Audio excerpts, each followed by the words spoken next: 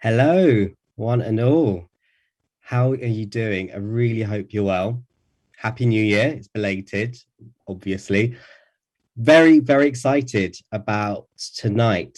We have a cracking hour and a bit for you tonight. We'll be traveling around the world, across Elizabethan England, through Morocco and Turkey. So I really hope you've got something by your side, ready to drink and relax.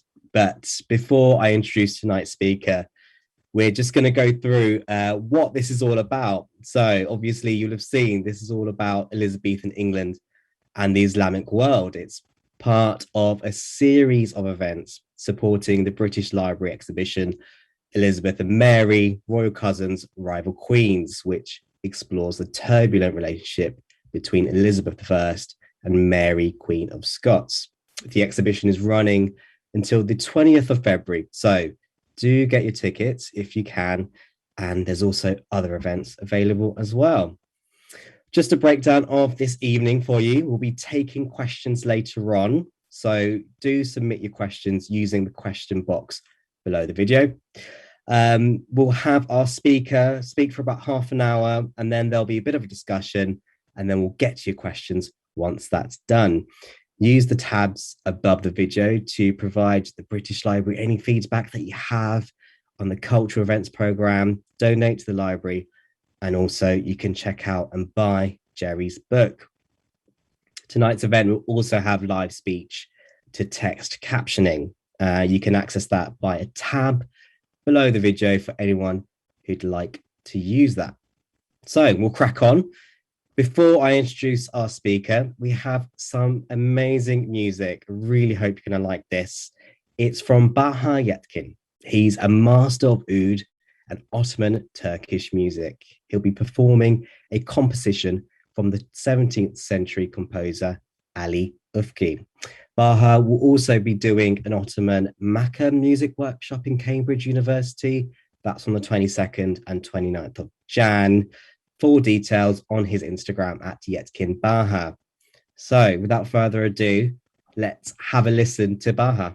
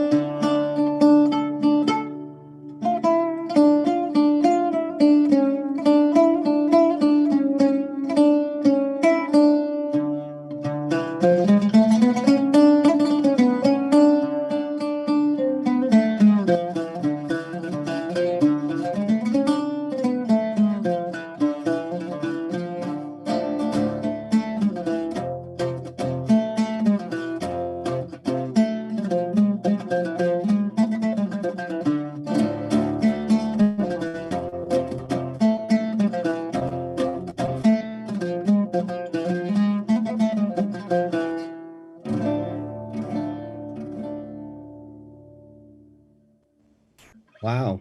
Thank you so much. That is incredible. I think we're in the mood. We're in the mood. I'm in there, and I think I can smell the flavors of Turkey. Thank you so much. That's incredible.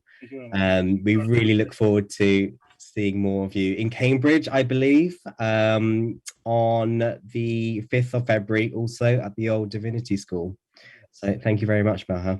Really appreciated. Thanks for the invitation. So on to tonight's speaker. We have Jerry Brotton, who's a professor of Renaissance Studies at Queen Mary University of London. He's a regular broadcaster and critic. You might have seen him on the BBC. He's authored many books, one of which included A History of the World in 12 Maps. He's also written The Renaissance Bazaar, From the Silk Road to Michelangelo. Jerry was born in Bradford and he's lived in East Berlin before he returned back to London to study for a PhD in early modern mapping. But tonight he's here to talk about a fascinating era of cultural exchange outlined in his book, This Orient Isle, Elizabethan England and the Islamic World. So buckle up, Jerry, over to you. Shafi, thank you so much. Thank you. Hopefully you can see Orient. Oh yeah, the cover on that. But also I think, thank you. The music, I'm very moved by that because I think what people probably won't know is that this is by, the composition is an early 17th century Polish musician who was a Polish Protestant who was captured by Turkish pirates, then became a Turkish dragoman, translator, interpreter, and also musician. So what you already have is part of what I'm going to talk about for the next half hour is, I think, to some extent, a hugely neglected history about European Christian Islamic relations and connections and exchanges. Much earlier as well, I'm going to talk about the Tudor period, but this is something which is ongoing throughout the 17th century. So you listen to that music, and I guess it's part of what I want to talk about, the way in which what we see as quintessentially European or Renaissance or Christian in this period is far from it.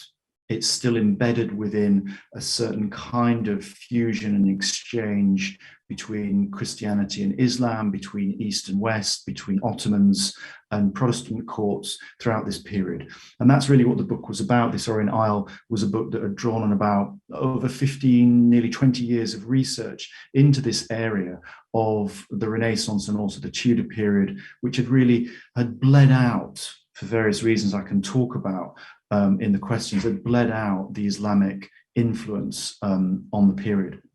So what I wanted to do is start by talking about a moment in 1553 in Aleppo. And it's very important that this story starts in Aleppo with an English merchant called Anthony Jenkinson. And Anthony Jenkinson is a young textile merchant. And he's working in the Eastern Mediterranean as a sole trader, and he goes to Aleppo in 1553. And he meets this person that hopefully you can see on the screen. This is Sultan Suleiman the Magnificent, the Ottoman emperor from 1520 to 1556. He's one of the greatest of all Ottoman sultans in this period. This is by Hans Ueth. It's a painting from 1549, a sort of fantasy of what the English think an Ottoman ruler like Suleiman looks like. But what Jenkinson does is puts flesh on the bones of some of those fantasies, because he meets Suleiman, who's traveling eastwards from Istanbul. He's in Aleppo. He comes through Aleppo. He meets Jenkinson en route to fighting the Shia Persian Empire to the east. So you have an English merchant meeting a Sunni Muslim ruler who's about to fight the Shia Persian Empire to the east. Jenkinson actually establishes the first trading privileges between England and an Islamic ruler. He establishes those trading privileges with Suleiman. He then returns to England. He then travels back eastward just as Elizabeth comes to the throne. He's chosen to lead a Muscovy Company exhibition to Persia via Moscow. He goes to Moscow, he meets Ivan the Terrible. Then he goes on to Persia, where he meets the Shah Tahmasp in 1562. Unfortunately for Jenkinson, the Shah had just signed a peace treaty with the Ottomans, so he was actually chased out as an unbeliever, and he was lucky to escape with his life. But not before. What's really interesting, this figure, an English merchant in 1562, trying to understand the theological distinctions between Sunni and Shia forms of Islamic observance. Now, let's just pause and think about that. An Englishman doing that in the 1560s. And this is really part of what the story I'm going to be telling you over the next half hour. The extraordinary encounter that I think, if we consider what's happening today, and we talk about the way in which how many people in the West who are making informed policy decisions about working with the Islamic world can actually talk about those distinctions between Sunni and Shia.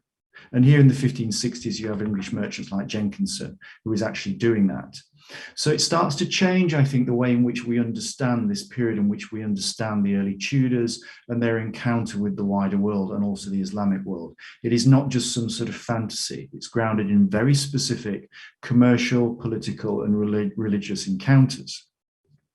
What's interesting is that Jenkinson's mission, although he's trying to reach Persia via Moscow, it's just too far.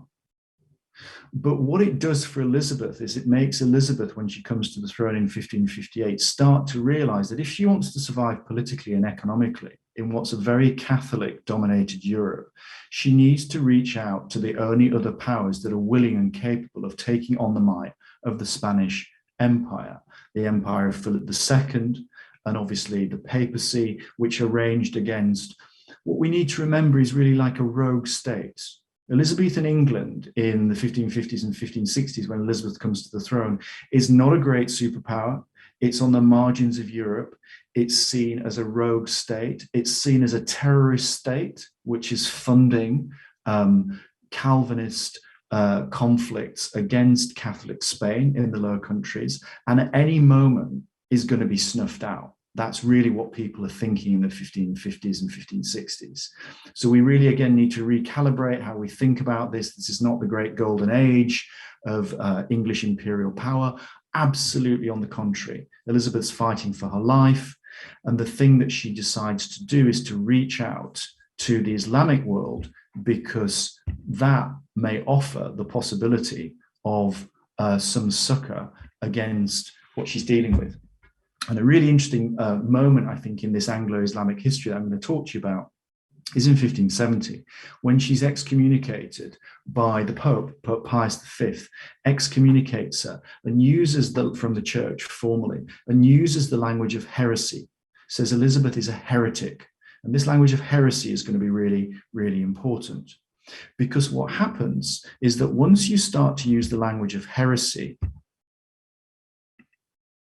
you start to get these kind of fascinating images, these conflations. This is an anti-Lutheran piece of propaganda, which you might be able to see in the top left-hand corner, has all these images of all the different sort of Hydra-like heads of Luther. And you might see sort of top left, you can see one of those images of Luther is Luther wearing a turban.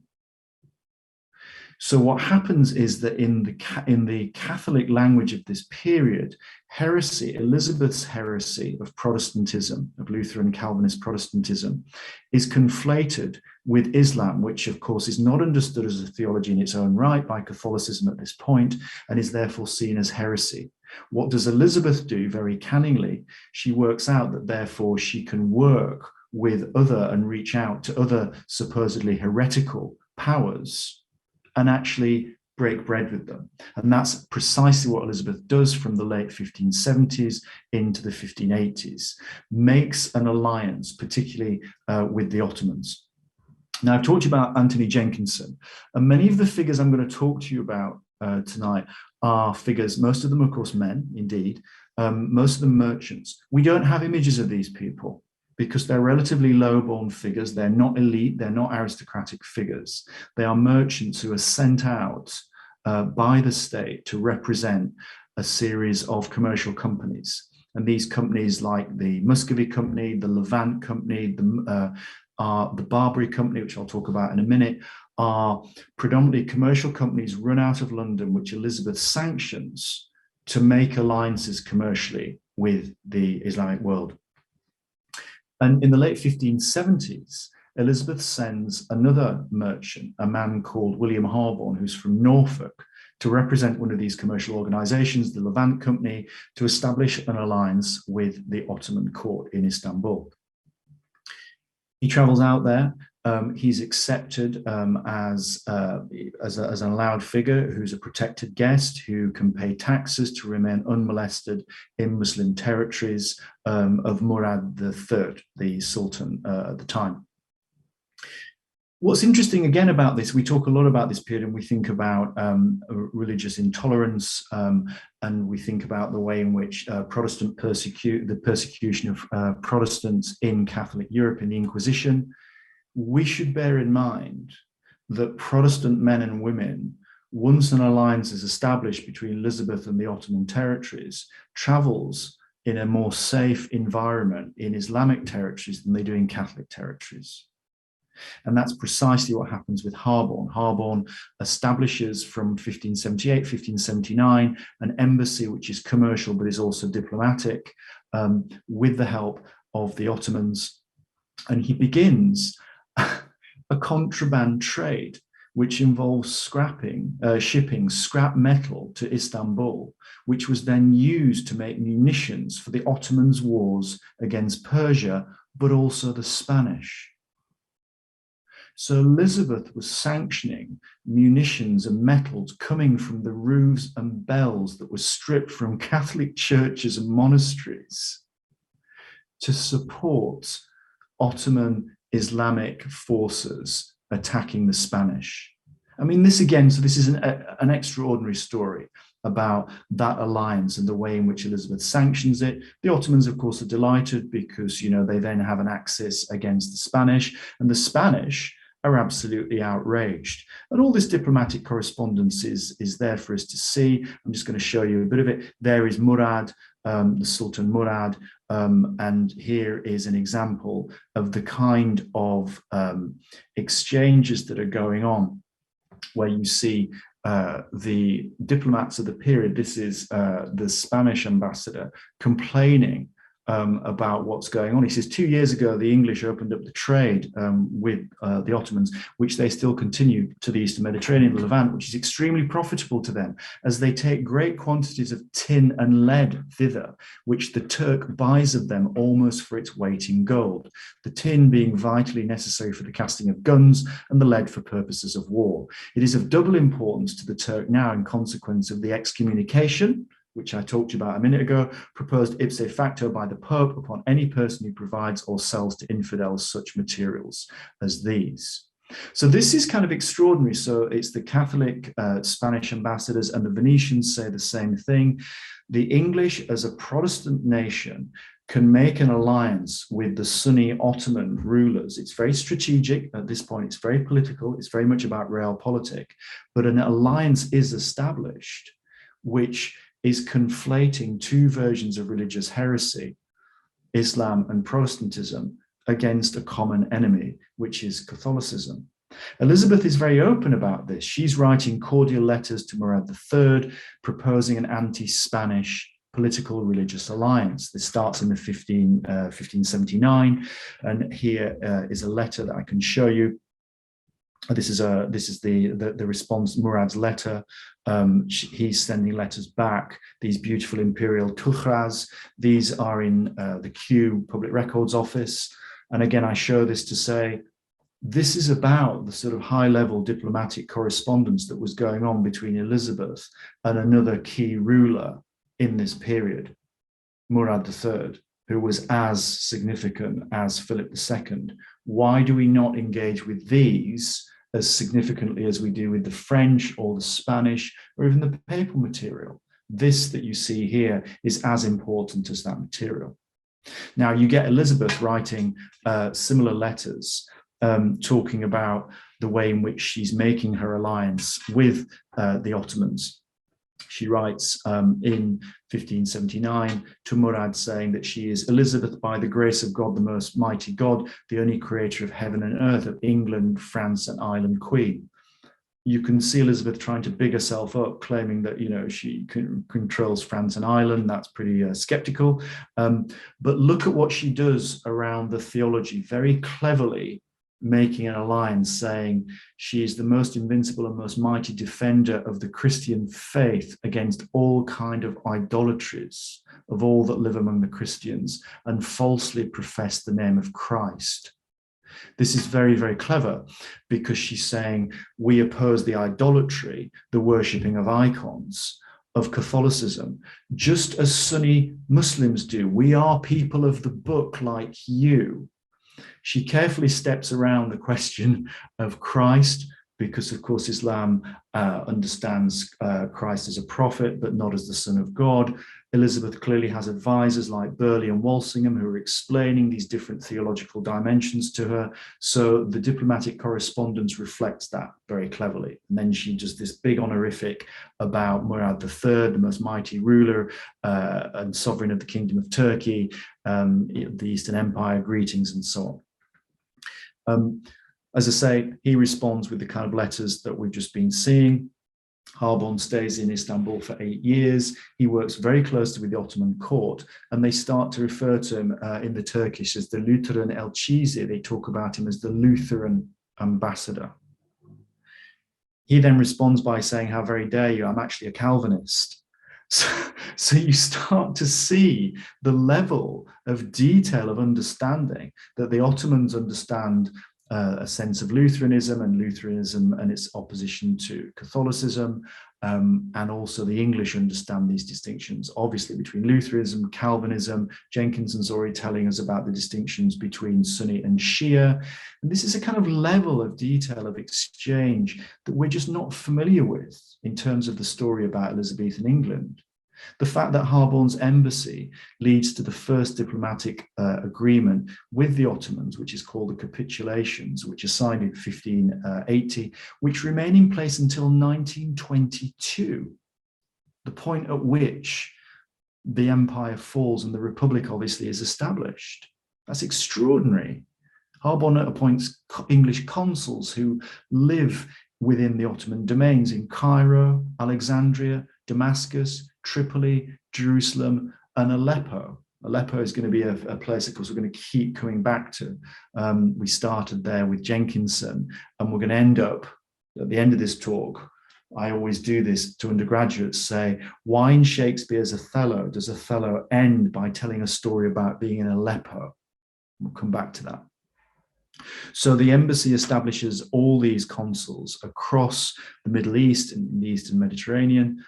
By the late 1580s, Harborne is also being encouraged by Elizabeth's spy master, Francis Walsingham, to persuade the Ottomans to engage the Spanish fleet in the Mediterranean in an attempt to disrupt plans for the Armada that finally set sails in 1588.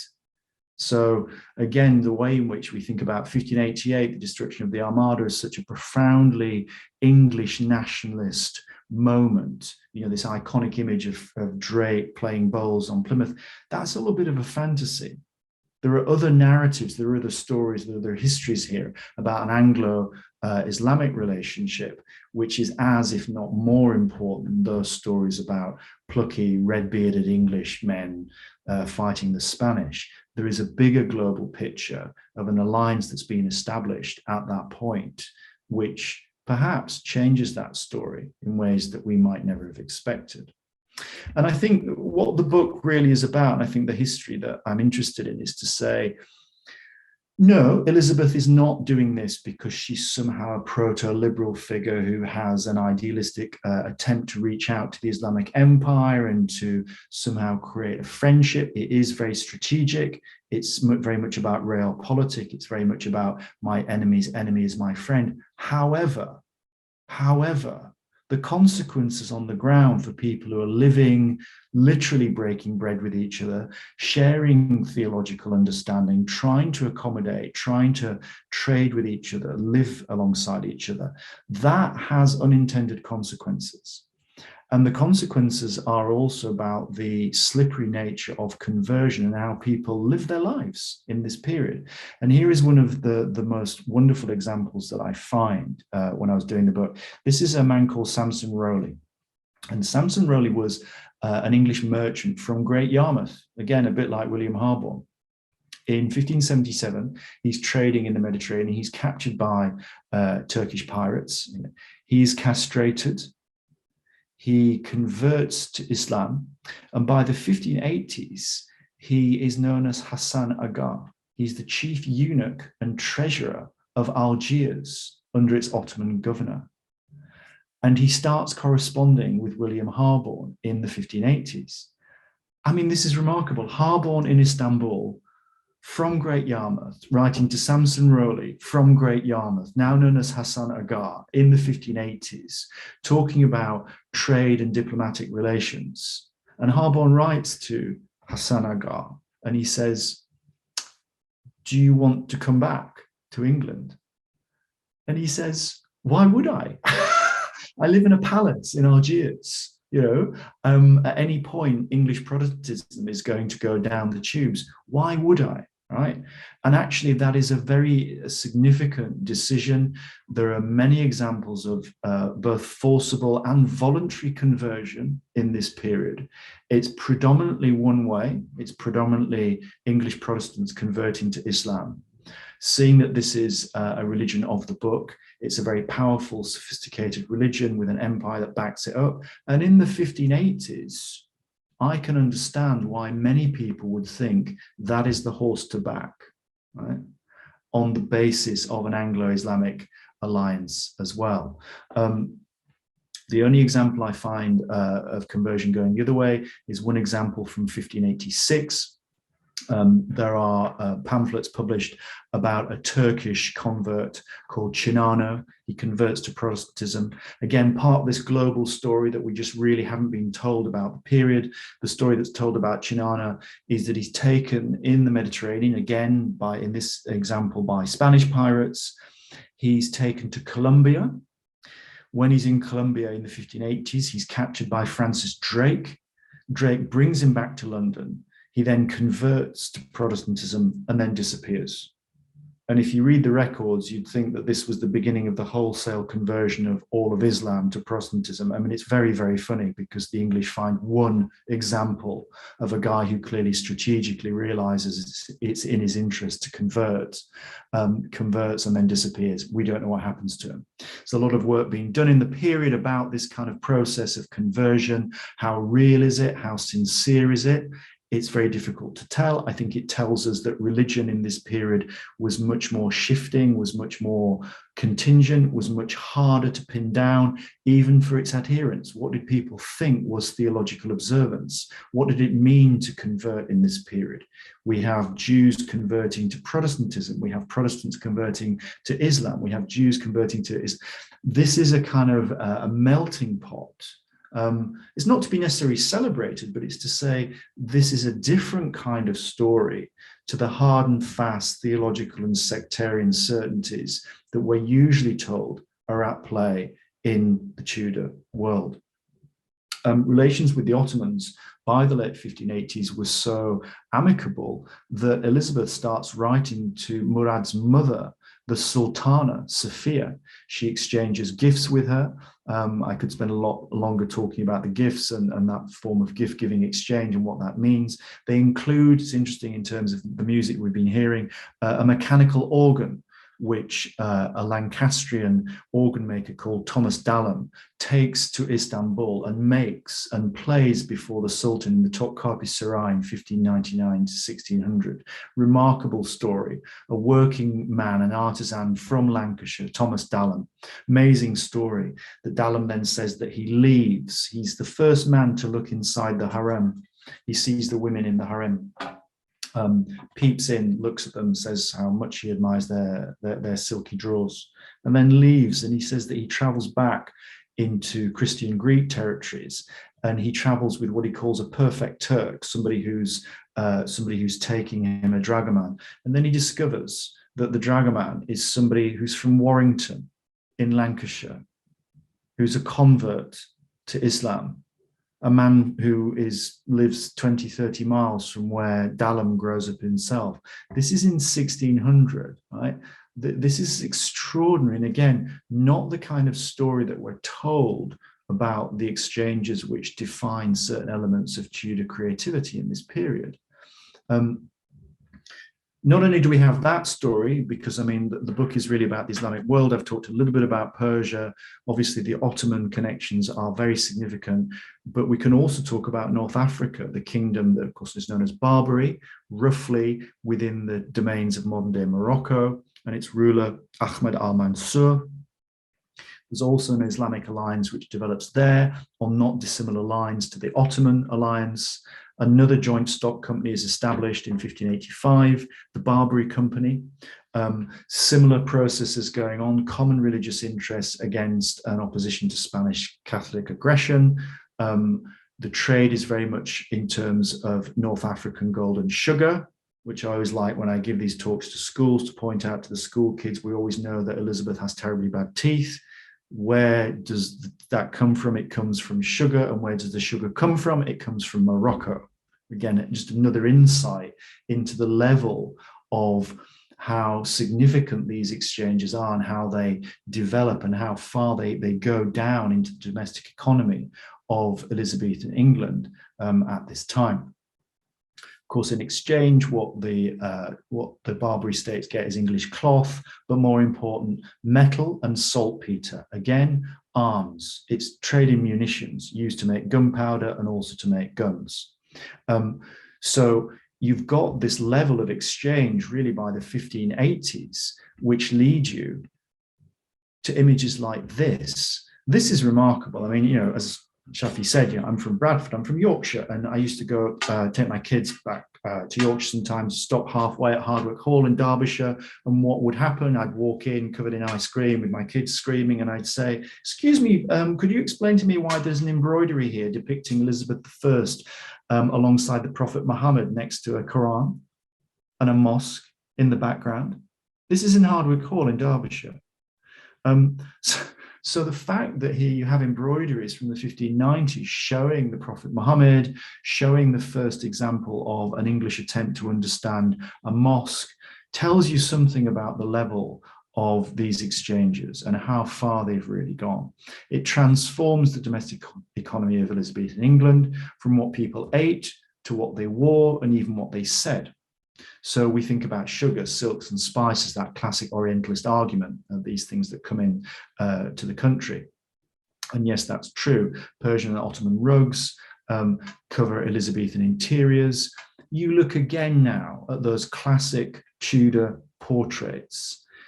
The Anglo-Islamic alliance is hidden in plain view. It's what they're standing on. It's what they're wearing. It's not quintessentially Tudor. It's quintessentially Anglo-Islamic and has been forged out of decades of those kinds of exchanges. Even the language changes. The words that come into the language, you can look these up in the OED: sugar, candy, crimson, turquoise, indigo, tulip, and of course, turban, as well as zira, all enter the language precisely at this point. It suffuses the drama of the period. Did you know that Shakespeare makes a reference to the Prophet Muhammad? He does. He does in Henry VI, Part 1, because it's a play that hardly anybody ever reads. He makes a reference to Muhammad's dove, which is a late medieval Christian depiction of the Prophet Muhammad and his supposed apostasy by putting grain behind his ear so that the dove descends and he can hear prophecies from the dove. So this is very much a sort of Christian tradition, obviously a complete fantasy, an attack on a certain version of the prophet. But again, it shows you the level of detail here and the notion of what is legible, even to dramatists like Shakespeare in this period. Between 1579 and 1624, there are no less than 62 plays with Islamic characters, themes, or settings. So this is not unique to Shakespeare. Indeed, far from it. Shakespeare is following fashion. He's not setting fashion by drawing on Ottoman, Islamic traditions and tropes.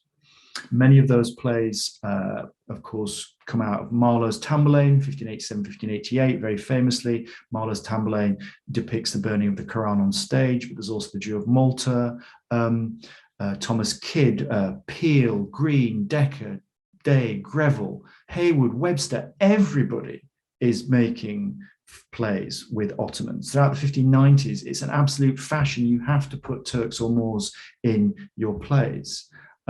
Shakespeare, as I say, then follows that. He follows the fashion. He refers to Turks in no less than 13 of his plays, many of them in the history plays, and also the reference to Muhammad, and also a reference to this man, Anthony Shirley. And Shirley, another interesting renegade, this time an aristocratic figure, a Catholic aristocrat who travels to Persia, to the court of Shah Abbas in Isfahan in 1598 with his brother, Robert Shirley. And here's Robert Shirley on the right, painted by Van Dyck, this kind of gorgeous image, the sort of Hello magazine version of his time in Persia. The fact that what they are doing as two brothers are trying to concoct, they're opposed to Elizabeth's pro-Ottoman Protestant policy. They, as Catholics, want to make an alliance with the Shia rulers in Isfahan, alongside other European Catholic rulers, to oppose Sunni Ottoman power in Eastern Europe. So the Shirleys returned to Europe dressed like this as the ambassadors to the Persian Shah, trying to persuade the Pope and the Emperor Rudolf II to join a scheme to ally against the Ottomans. Absolutely extraordinary. And Shakespeare refers to this in Twelfth Night. He talks about Shirley, who's a fencing master, and puns on his name, Shirley. Sounds like me because I'm from the north. Shirley, Thomas Shirley and Robert Shirley. So you can see the level at which you've got Englishmen and to some extent women in the Ottoman domains, in North Africa, also in Persia. And I just want to end the last couple of minutes just by talking about Shakespeare's Othello and this figure.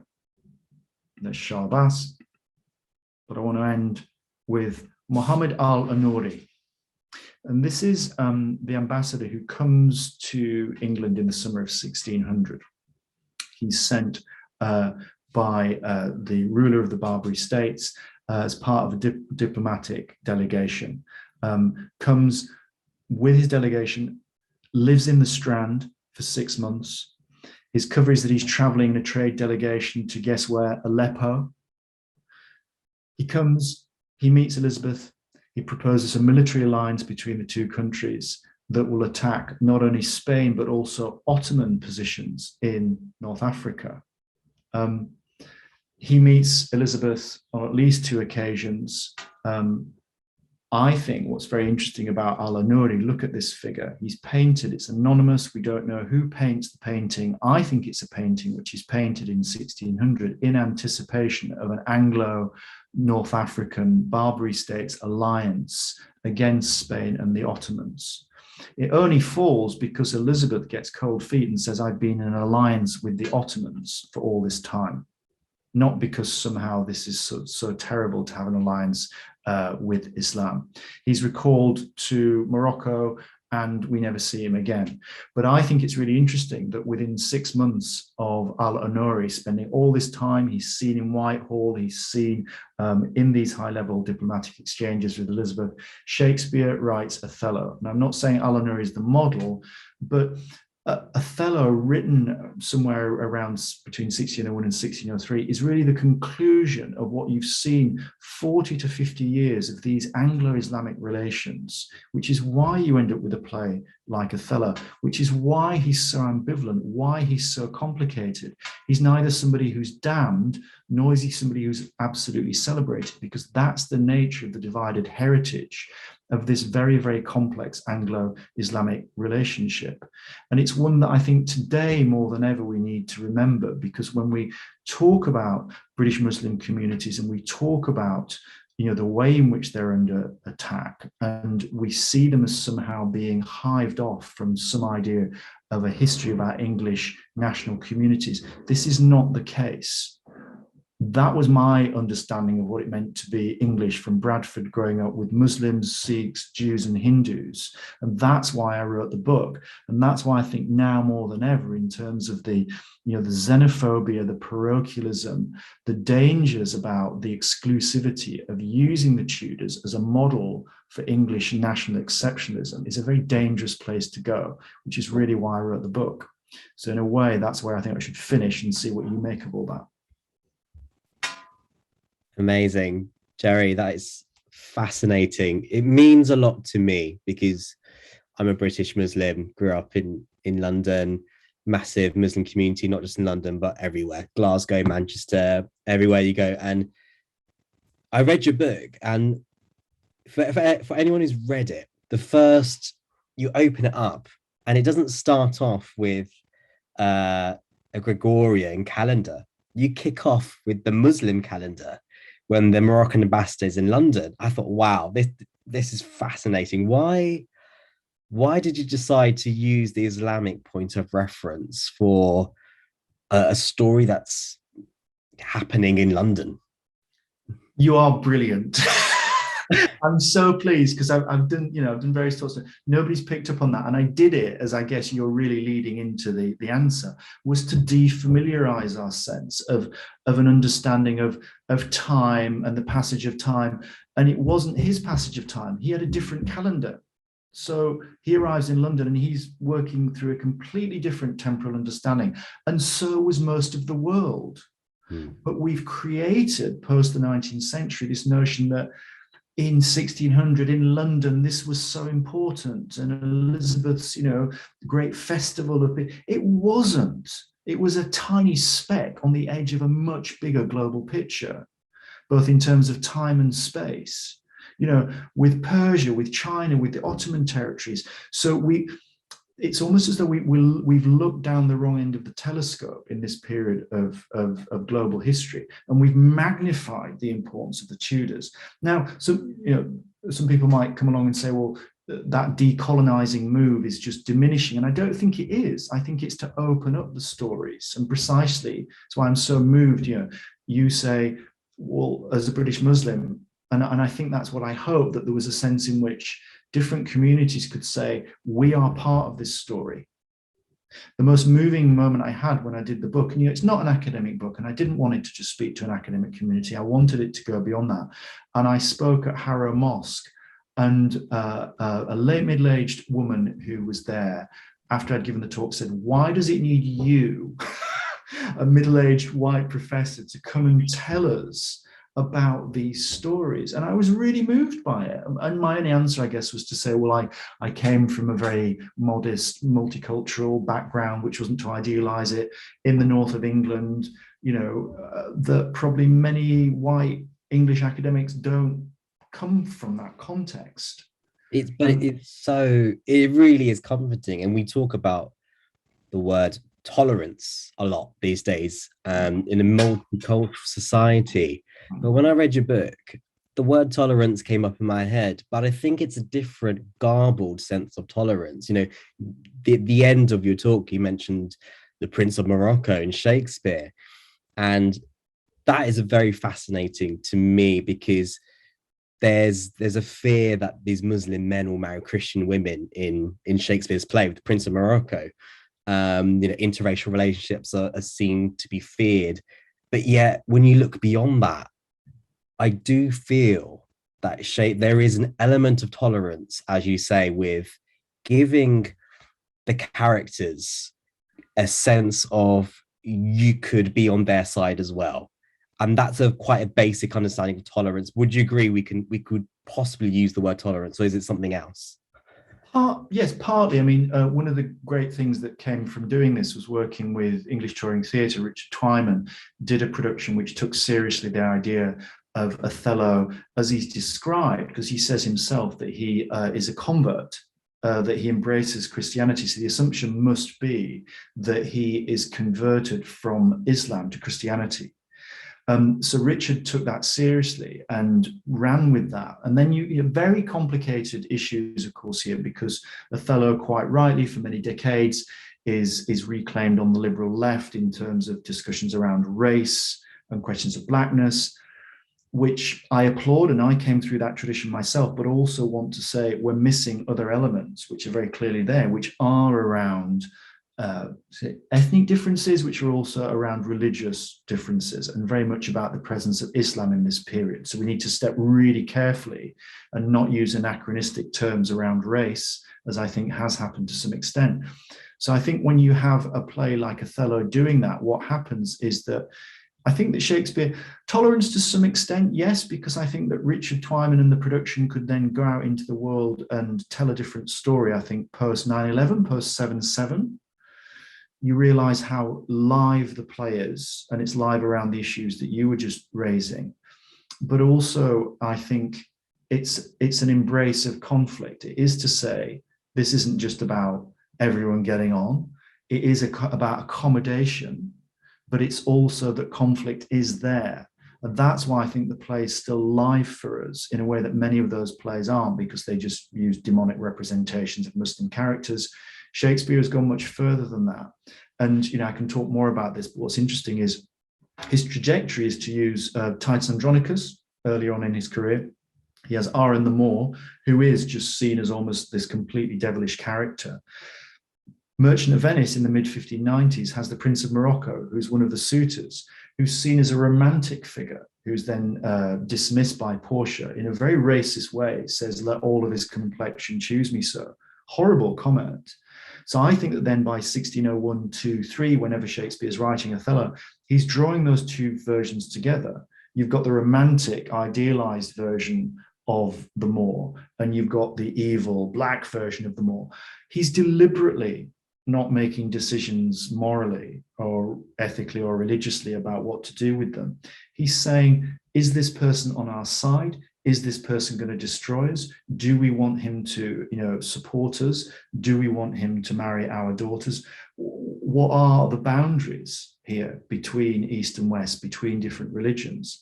And I think that that's why the play, really in the last 20 years, the play has exploded again back into life in a way that it wasn't in the 70s or 80s. So I think, yes, toleration, but I think it's also about drama is interested in conflict and about throwing different cultures, different peoples, different beliefs, different ideas together. So it's not just tracing a history, but it is responding, I think, to the history that everybody knows in the 1580s and 1590s about those Anglo-Islamic connections. So they just give you a huge amount of fascinating raw material. And Shakespeare is the summation of a lot of what's been going on in the 1580s and 1590s about all those dramatists. And we miss it again. We just think it's a purely English, parochial, civic tradition. And it's not. All the drama around this period at some point is engaging with this kind of material. That's what art and dramatists do. They engage with their material surroundings. And just to take one line from the end of the book, I've got it here with me. It turns out that Islam, in all its manifestations, imperial, military, cultural, theological, and commercial, is part of the national story of England. And everybody is contributing, the dramatists and on the Strand to the diplomats. It's high level, it's low level. And that's, I think, what is fascinating to me. And what's also, I wanted to ask a question about the role of women, because obviously this is, society is very male dominated. There is a figure in your book of, forgive me if I'm wrong, a Georgian princess who ends up in Elizabeth's court. Could you tell us a bit more about her? Yeah, I should have actually talked about her, and it was funny because I was thinking of doing it with Jenkinson. Anthony Jenkinson effectively buys a woman. She's a slave. He calls her Aurea Sultana. She's a Georgian woman who he brings back and then effectively gifts her to the Elizabethan court, and we believe that she becomes part of Elizabeth's wardrobe. And there are different elements of the story that she introduces certain high fashion elements into Elizabeth's wardrobe. It's not very clear. We think there's a portrait of her, which is usually labeled as a Persian lady. And again, so there are several things around how the gendering of this works, because you've touched on it with the drama. There's very much a way in which this is not bravado, exchange of kind of ideas. People lose out here. I mean, this is a story about slavery. It is about people as chattels, and it's very much about women either occluded or being traded and trafficked. And most of the plays have some element of that. But then again, you wonder about forms of accommodation, and back to your point about toleration. How do people then live their lives across these cultures, across faiths, across different kinds of beliefs?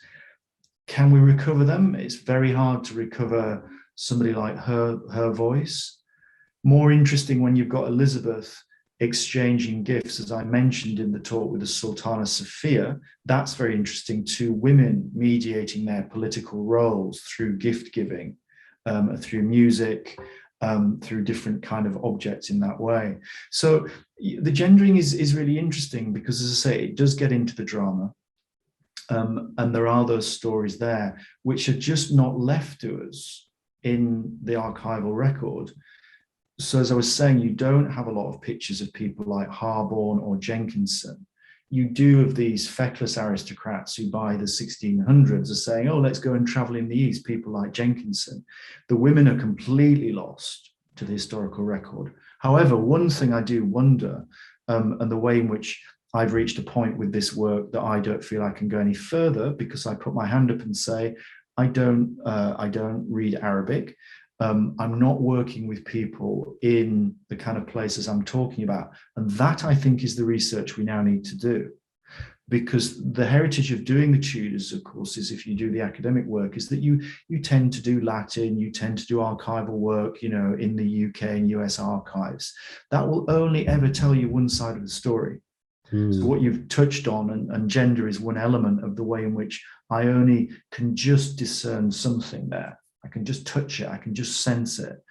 I think there's a lot more work to be done, probably in other archives, in terms of other use of language, of Turkish, of Arabic, because a lot of the materials that I'm talking about are moving across those different languages. Something like Harborne is in Istanbul working with the Ottoman diplomats in the Chancery.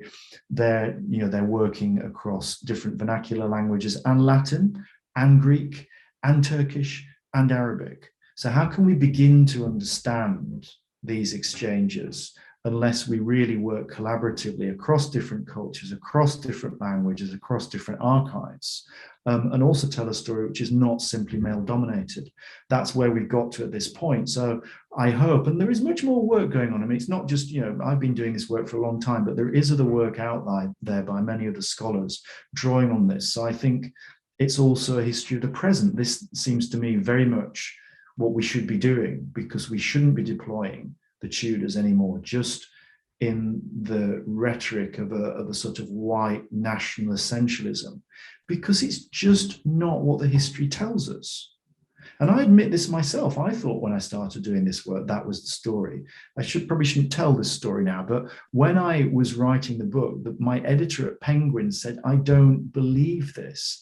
I think that this is post-colonial posturing.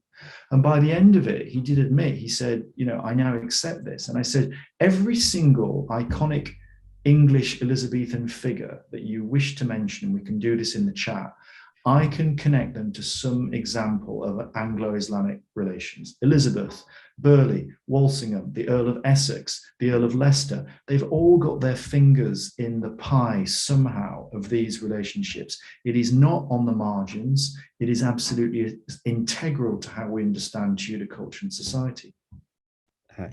Absolutely. And it's all about conversations, and none more so right now. I'm going to head to audience questions.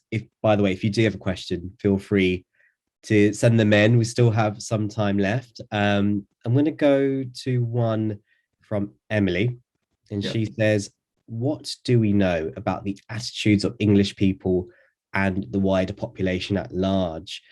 towards Elizabeth's alliances with the Islamic world? That's a really good question, because by the mid 1590s, you are getting different factions who are questioning it and saying, is this a good idea? Francis Bacon started to question it. But I don't think it's some hard and fast notion that we tend to assume that English Christians are appalled by a connection with, Muslims. It's just not how it works. It's usually being mediated through specific factions. So the Earl of Essex is a good example. Essex sets himself against Elizabeth's pro-Ottoman policy, not for any theological reason, but simply because he's trying to maneuver a different position. It's a bit like the current Tory party, taking different positions in that way, depending on who's in power and who's not. So I don't buy the notion that there is somehow a deep-seated anti-Muslim rhetoric. There is no language of it. Even the word Muslim, and that's why people were nervous, I guess, about me doing it. And the OED only registers the use of Muslim and Islam from the 16 teens and 1620s. But the synonyms that are used, which I've been really using as well, Ottoman, Saracen, Persian, Turk, they're all Ottomite, even you see even in Shakespeare, are all different synonyms for a barely understood grasp of what Islam is, which is really, again, just seen as a heresy. But is it well, we're seen as heretics, so may that be a culture that we can accommodate? May it be a culture that we work with? And in answer to the question as well, one thing to not forget is Elizabeth goes as a supplicant to Murad. She does not go saying, I'm the great power, you need me. She openly says, I need you more than you need me. The Ottomans can't even imagine that there's this small island run by this woman on the edge of Europe, which is, for them, frankly, very insignificant politically or diplomatically.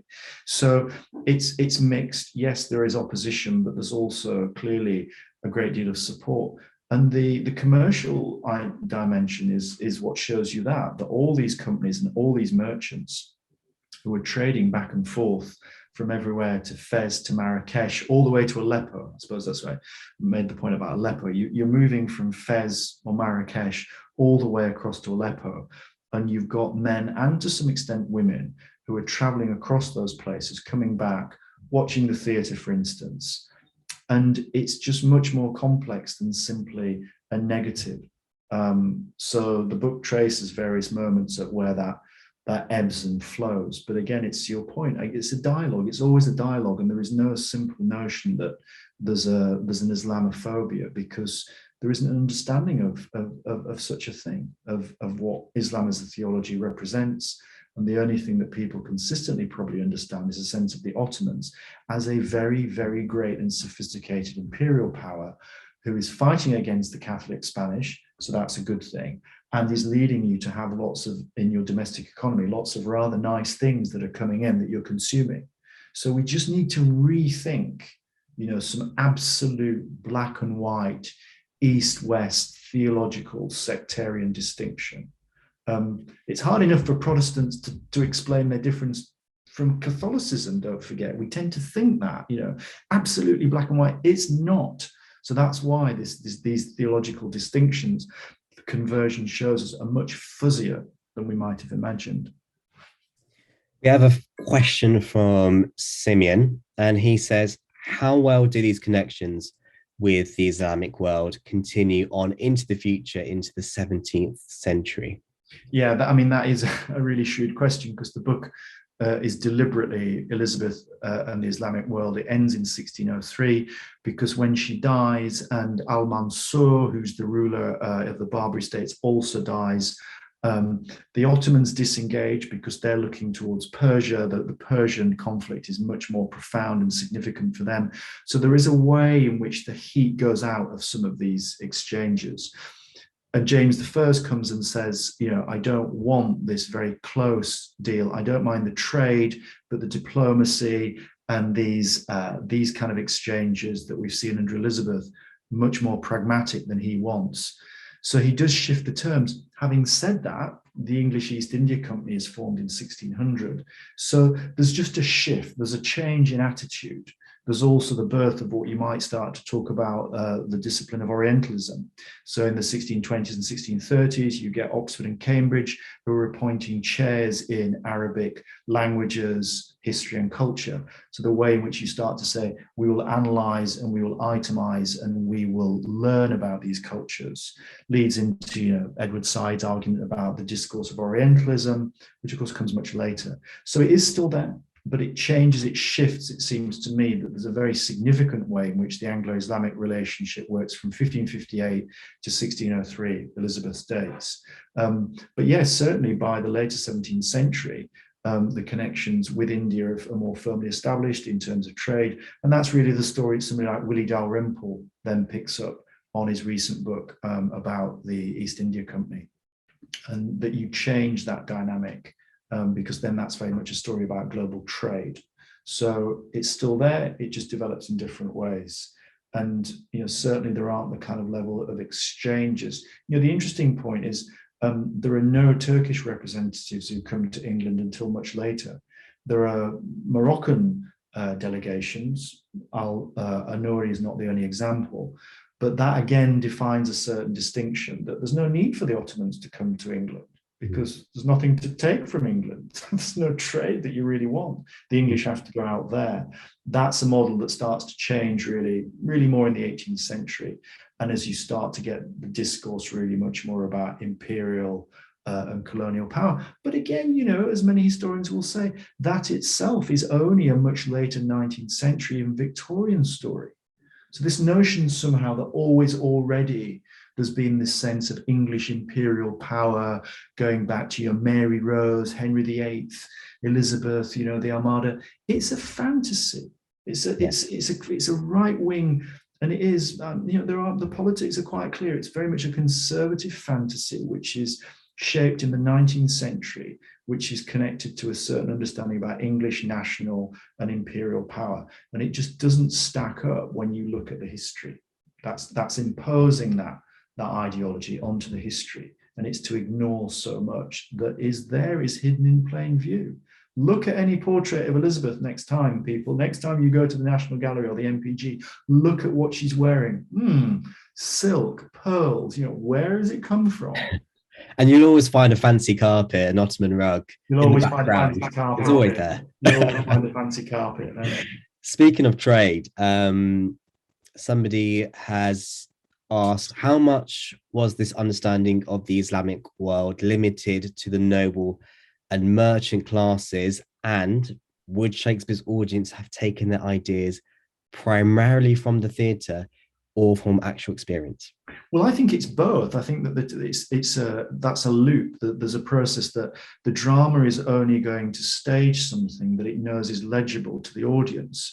So in Twelfth Night, the joke about the Shirleys is literally a two-liner. The fact is, there are pamphlets replete around the time about the Shirley story. So it's just one of those topical things that you've dropped in. So again, shows you the level at which this is the chatter. Now that itself, is a story. They're aristocrats. But again, I think these people, when they're low-born people. So Jenkinson, Samson Rowley, William Harborne, they are not elite figures. They are barely grammar school trained people. So they are, as it were, very much the middling sort. So my response is, it is I hate this phrase, but ordinary people. It's the ordinary people who are traveling out there. It's the Samson Rowleys on board ship, right, being sent out from places like Great Yarmouth, Bristol. It's not just a London metropolitan story, who are traveling, living, breaking bread with Jewish, Muslim communities across the Eastern Mediterranean. Some are living, some are converting, some are not, some are forced into conversions, some clearly do it willingly. All we've got are some mercantile records. We don't have a lot of diaries left. We don't have a lot of first-person testimony. So you have to pick through the material that you have left to discern that story. But in short, I think, no, it's not, I don't think, just an elite story. On the contrary, it's not really for 40 or 50 years an elite story. When Shirley is traveling to Persia, it's based on the back of a lot of very ordinary, unremarkable sailors, merchants, pilots, middlemen who are traveling across those places, they are not elite. The money is elite, and the figures who are backing the joint stock companies like the Levant, the Barbary, the Muscovy companies, but the travelers themselves, no way, they are not. It's a fascinating period of time because maybe 100, 200 years before, you obviously had 1492 and the point at which Yeah. Spain ceases to become a Muslim country. And that's not long, it's not long after, or before, I should say, Elizabeth's time. And we've got a fascinating question here. And Hassan Abdul Razak has asked, could you talk about the relationship with the Islamic world in the time of Henry VIII? Were any of Catherine of Aragon's retinue that came over with her from Spain of Muslim background? It's a great question, and this is where it shades into, again, other kinds of work that people are doing. So the work on Black Tudors, which has been done, which is starting to unearth some of that work, would suggest that that is the case. Again, we've got to look at visual cultural records.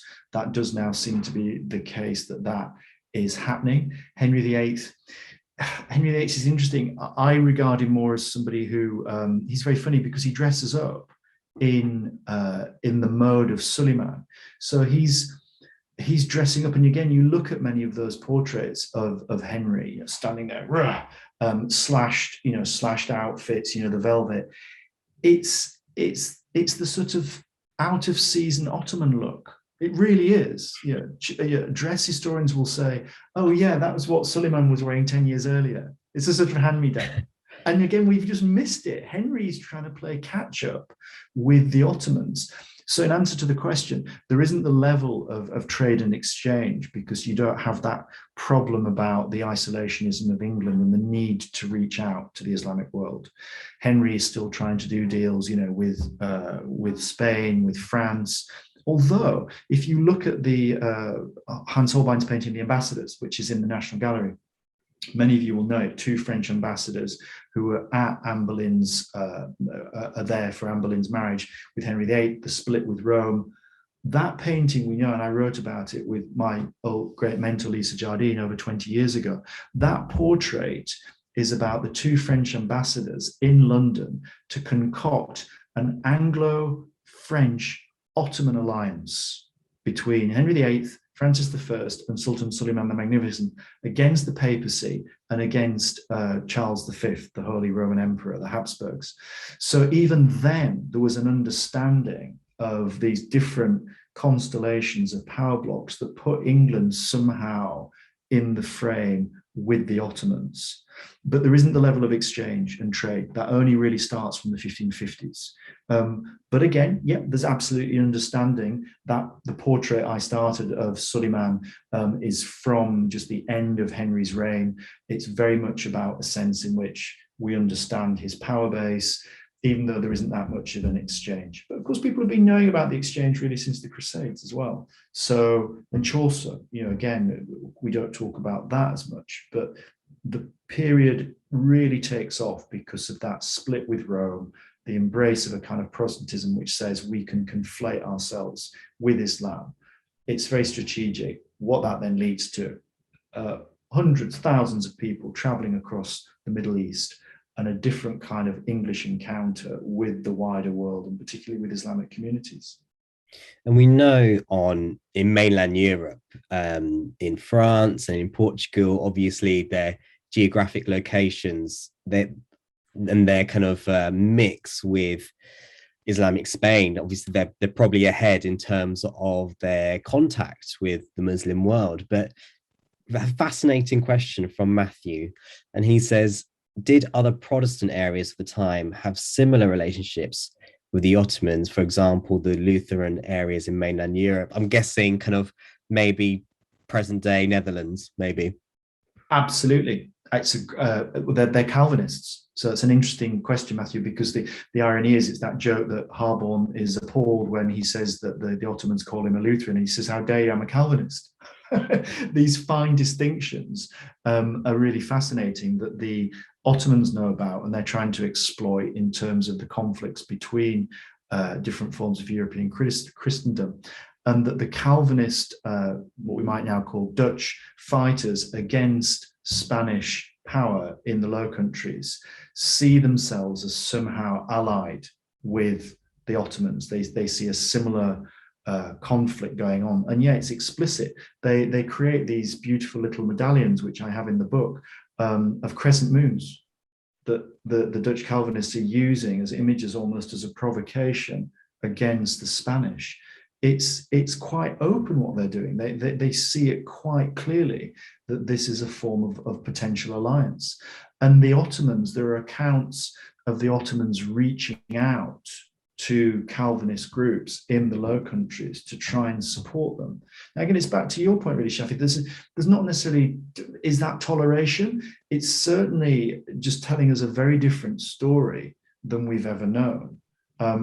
And it's a story, I think, which is really important for our contemporary moment, to reject a lot of the absolute black and white essentialism that we're seeing so much about debates about decolonizing and what's happening here with the National Trust and all these kind of arguments. We can go on with this. We can simply just show the material. It's not ideological.